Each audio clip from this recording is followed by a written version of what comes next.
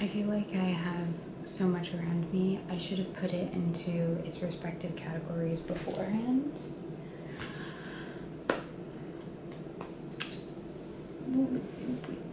We're just gonna wing it at this point. Hello. I cannot believe that we are halfway through 2025. I will say that at this point in time, it does feel like we've already done the full 12 months. I feel like these first 6 months, at least here in LA, have felt so unbelievably taxing and long. I'm like equally shocked as I am happy at the fact that we have hit the halfway mark.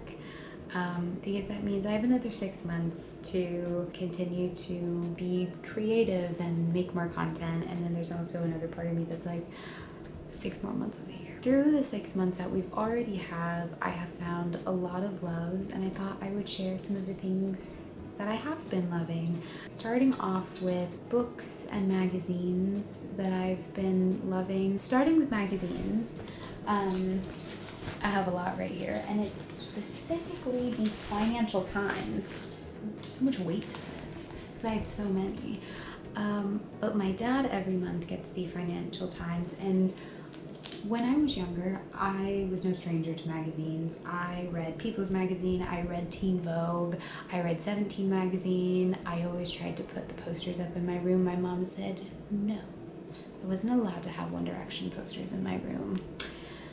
Instead, I have artwork. I really adore the Financial Times. This particular one is talking about a restoration in Italy of a really old estate, but it has a lot of history. And so this gentleman, Nicholas Bergruen, decided to make it a hotel. I really loved learning about the history of the property and also just kind of looking at how they modernize the property while still also keeping the rustic and really beautiful timeless elements of the property. I love restoration content, so does my mom, and I'm so inspired by what my mom has done with our home. It's really sad to see that physical media like magazines are kind of going out, but I do think it's really nice that a lot of people are beginning to popularize it again. And I know that the Paris Review, which is a magazine that I've seen at my local bookstore quite a few times. I haven't bit the bullet yet to buy it because it's also like $20.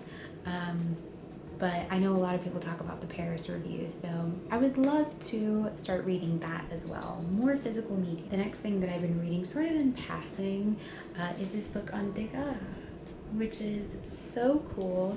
This has actually been in our family library for quite some time. And I don't know, I love it. You go through the biography of Degas and then sort of the background of his landscapes, his sculptures, one of his most famous one, which is the young child ballerina.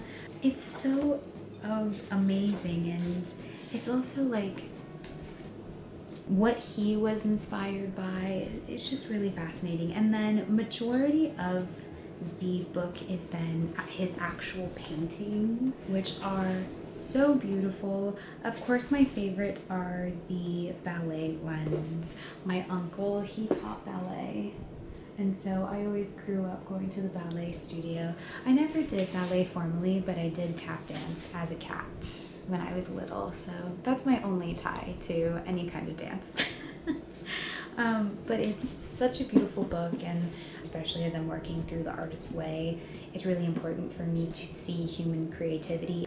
Moving on to some fashion, actually I wanted to talk about linen. I've been seeing a lot of people talk about wanting to wear linen. The only issue that they have is that linen is really expensive, and I think that linen can be expensive depending on what kind of linen that you're getting. That will dictate the range and price, but I urge you to look at your local TJ Maxx and look for brands like Sigrid Olsen, Joey, and Tahari. The top that I'm wearing is Sigrid Olsen, and then the bottoms that I'm wearing I think are Tahari.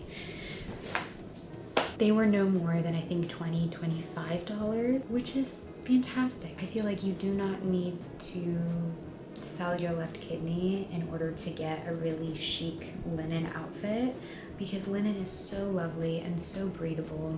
You absolutely can find 100% linen and good quality at a really good price. You just have to put your Maxinista cap on. To help facilitate a good quality walking experience, the Vomero 5s. My friend is actually the one that told me about them because I was sort of lamenting at the fact that I couldn't find any New Balances in my size because they were all sold out. I couldn't find any Solomons in my size because they were all sold out. And my friend was like, dude, look at Vomero 5. Like, I love them. I wear them every day.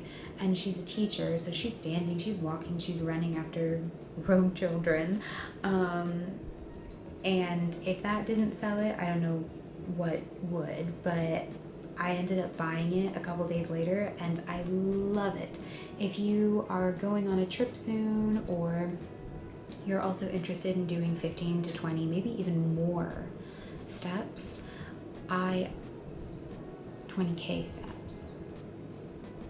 If you're doing 15K, 20K, even more K steps, I definitely recommend looking into supportive shoes. Last in terms of fashion are these sunglasses.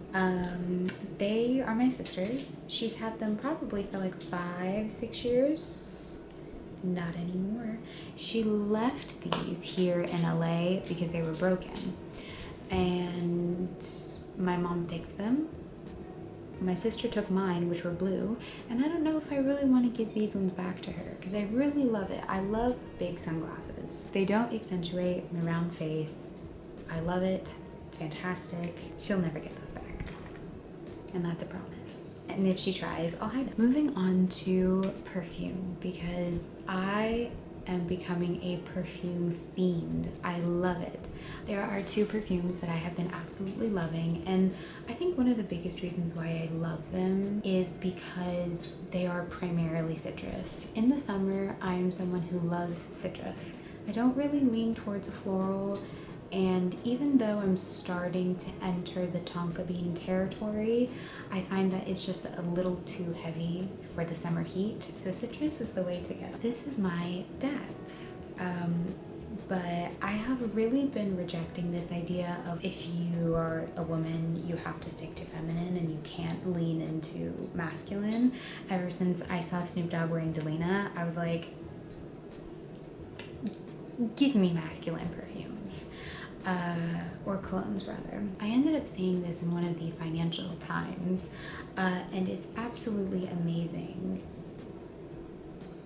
Put the notes on the screen because I don't know them off the top of my head, but I know that mandarin is in this, and I think the note that I love the most about this is petitgrain, which almost has like a green bite to it.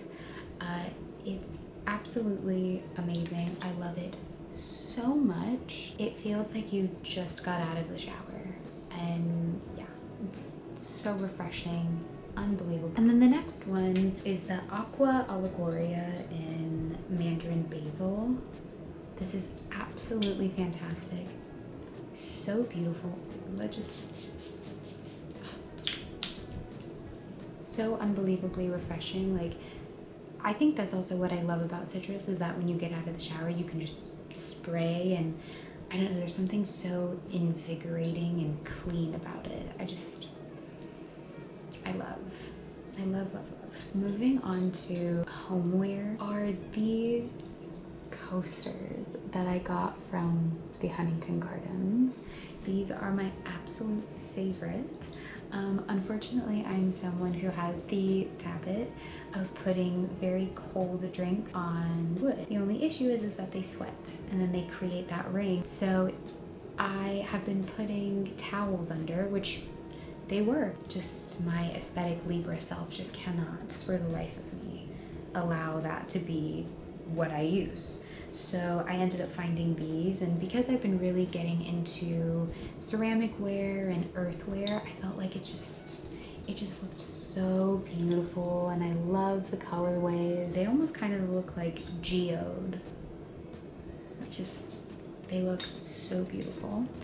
Another is one that my mom and I got from this little bistro cafe called Julian's, And I think it looks so cute. This is a little picture. You can just put like water or lemonade or anything, but I think it looks so cute with this hand-drawn horse.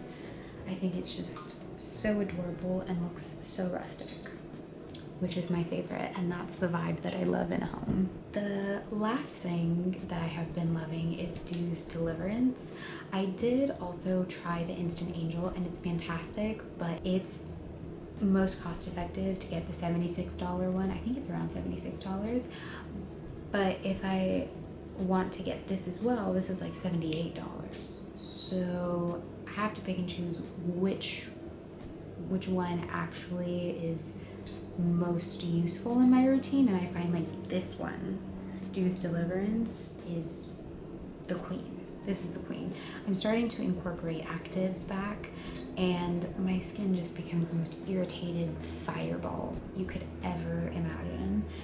And when I use this plus a moisturizer and then tretinoin, it cuts that completely. And I know that it is acting as a barrier, but when I just use moisturizer, and a moisturizer that is for dry skin and helps to create that layer of barrier, it still is so irritating. But then when I use Deliverance with it, that irritation's gone. So then in the morning, I can just put on my vitamin C and sunscreen and call it a day. Whereas like with just the moisturizer, I sometimes need to wash my face because like if I put on vitamin C, my skin is so unbelievably irritating. So Deliverance, the queen in my skincare routine. That was everything that I have been loving so far in 2025. I will definitely be doing one that I have been loving throughout the year. But before ending the video, I just wanted to say thank you so much to everyone who has subscribed to my channel. This is definitely a creative outlet for me. I'm trying to figure out what I like, how to use this camera, what I'm doing. I'm so appreciative that there are people out there who want to be a part of this very clunky journey. But I'm so unbelievably grateful all in all.